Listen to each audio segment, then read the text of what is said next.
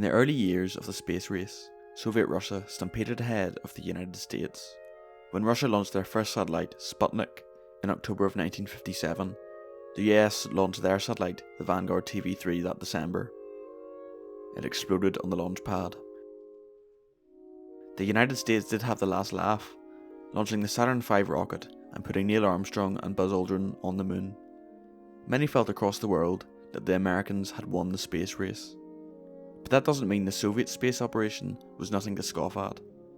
Of all the feats the Soviets accomplished, perhaps the most admirable is sending the first person into space.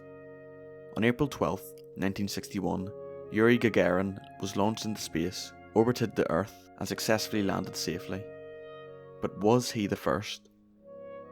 While the Cold War was a time for innovation, censorship and suppression were rife on both sides. The US tried to cover up nefarious and dangerous projects like Operation Northwoods and MK Ultra. The Soviets tried and failed to cover up the Chernobyl disaster. Many believe that Yuri Gagarin was not the first person in space, but the first to come back alive. The Soviet Union, not wanting to reveal its failures, had covered up these supposed deaths. Several recordings and transcripts have been unearthed to try and search for these lost cosmonauts.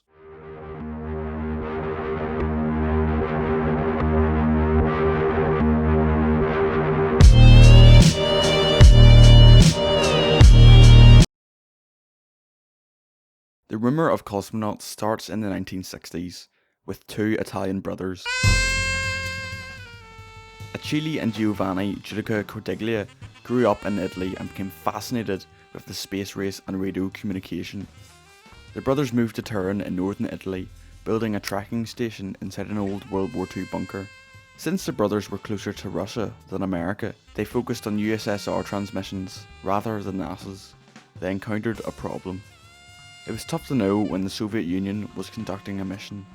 Unlike NASA, which announced and operated the mission in total public view and press, the USSR did not reveal anything about a mission until it had been successfully completed. No news would be said, and it appeared to be total radio silence.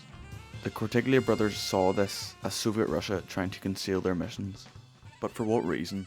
For that, the brothers had to make some upgrades.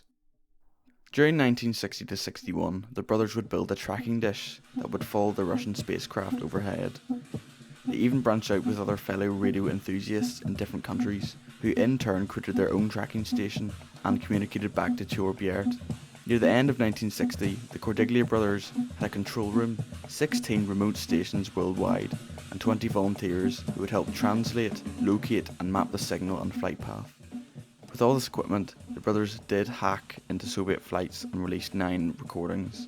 3 of these recordings, a Morse code signal, the heartbeat of a dying cosmonaut, and the most notorious, a recording of an unidentified female cosmonaut speaking her last words, have supported evidence for the lost cosmonaut theory. The Morse code signal was transmitted on November 28, 1960, and could be heard faintly on the frequency. The brothers picked up on this quiet noise before it faded away.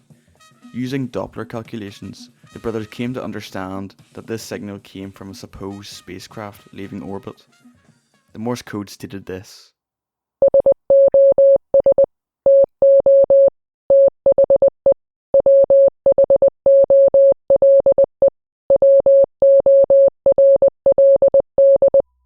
Announcing this to the public, the Cordiglia brothers became famous, and the Italian citizens were now questioning the Soviet government about this event. If this event is real, it brings us 2 primary outcomes. The spacecraft left orbit entirely and sped off into space, never to be seen again, or that the spacecraft had crashed back into Earth. Several journalists had found supposed evidence for the latter of these theories, and there is one man who fits in line with the idea of a spacecraft crashing. Vladimir Ilyushin.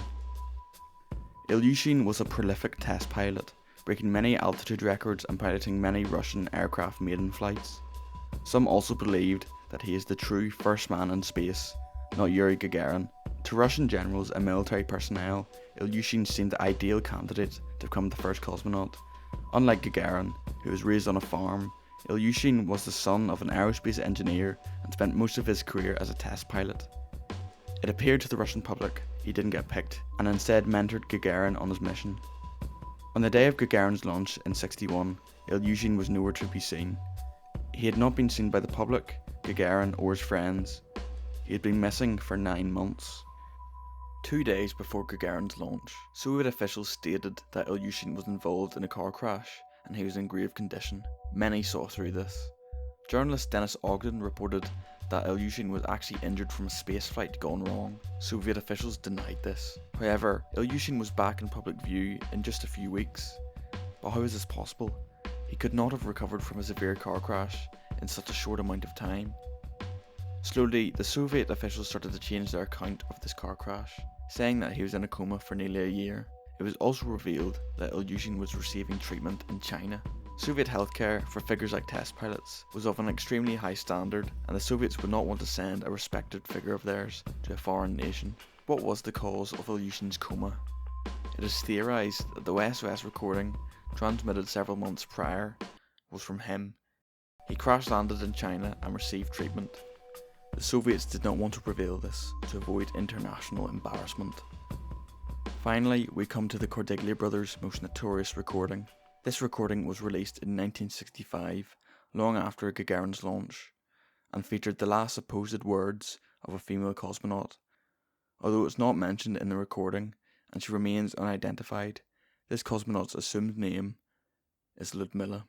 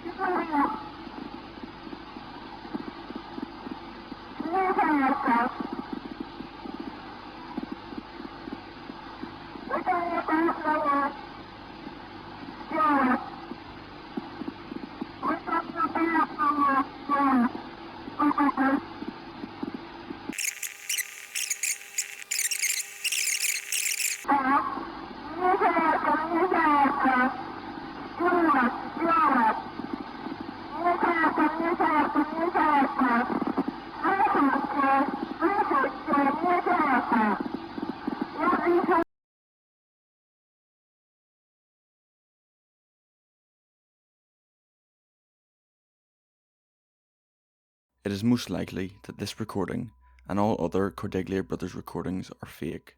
All the stories and recordings I have shown, they can all be debunked. If you are a native Russian speaker, you may feel that the Ludmilla recording is somehow off. After scouring many internet forums discussing this audio, many native Russians say that the accent sounds foreign. They also state that the voice is in broken Russian, which contains grammatical errors and awkward pauses. It is known that trained cosmonauts don't even stutter in dangerous situations. Furthermore, the re-entry capsules that Soyuz rockets use are not equipped with any radios. Even NASA rockets were not equipped with radio.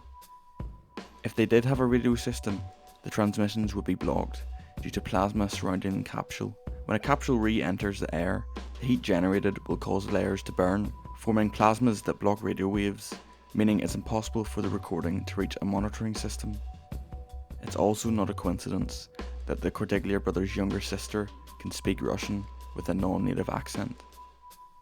As for the heartbeat recording, all Soyuz rockets in that era did not broadcast such a measurement. The missiles that the Soviets launched could not even leave orbit when the transmissions took place. Finally, Vladimir Ilyushin was not the actual first person in space. If you recall, that story broke out in a Russian newspaper. It just so happens that the journalist reporting it, Denis Ogden, was Vladimir Ilyushin's neighbour.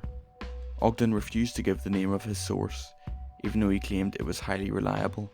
It was probable that Ogden may have heard of a rumour of supposed flight, but had jumped to an ill thought out conclusion. He changed his tune quickly, as he reported the launch of Gagarin's flight just a few days after Ilyushin, claiming that Gagarin was indeed the first person in space.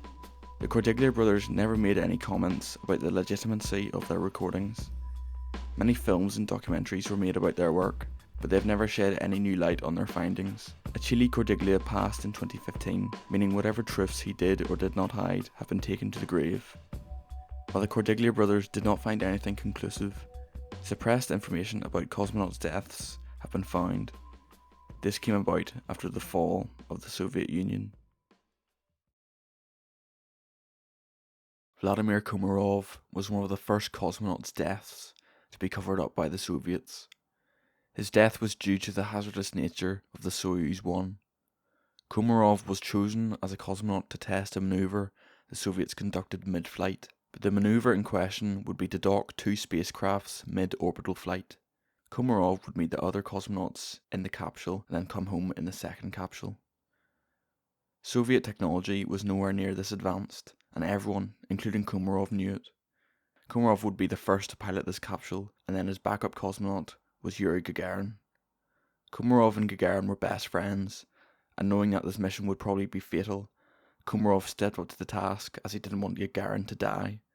No one would call off this mission either, as the man in charge of it, Leonid Brezhnev, a notoriously stubborn general, was adamant about going ahead with it, and everyone would be terrified of his reaction if they told him the mission had to stop. When launch day came in 1967, Yuri Gagarin went onto the launch pad and tried to convince Mission Control to allow him to take Komarov's place.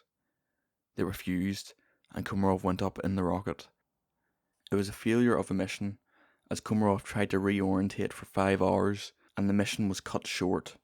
The Soviets didn't even launch the second vessel and asked Komarov just to come back down. As the capsule descended through the atmosphere, the main parachute did not release. Komarov, panicking, launched the receiving chute, which tangled in the area of the main parachute. The capsule plummeted to Earth, exploding on impact. All that remained of Komarov's body was charred and burned. Komarov's death placed enormous guilt on Yuri Gagarin's shoulders, as he felt he didn't fight enough at his superiors. He criticized the people who let Komarov fly, and asked to see Leonid Brezhnev personally. He never came.